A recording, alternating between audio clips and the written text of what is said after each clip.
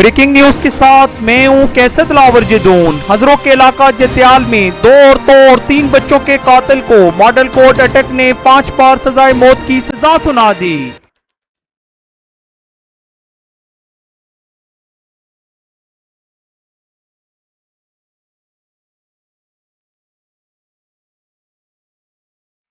तफसीलात के मुताबिक हजरों के इलाका जतियाल में 14 जून 2018 को 2 औरतों और 3 बच्चों को बांधकर ज़बह करने वाले दरिंदा सिफ्त कातिल अनोक मसीह को मॉडल कोर्ट अटक ने 5 बार सजाए मौत की सजा सुना दी।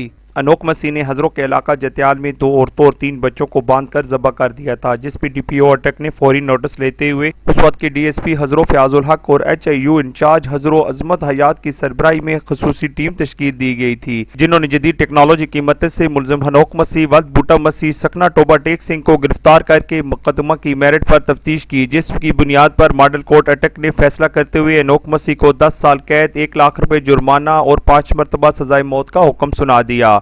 अटक पुलिस के इस इकदाम को अवाम ने खूब सराहा।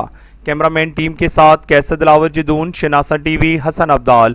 हम रखते हैं आपको इलाके भर की हर खबर से बाखबर। मजीद बाखबर रहने के लिए हमारा YouTube चैनल सब्सक्राइब करें। सब्सक्राइब के लिए वीडियो के नीचे लिखे सब्सक्राइब पर क्लिक करें और बेल आइकन दबा दें। शनासा TV, आपका अपना TV।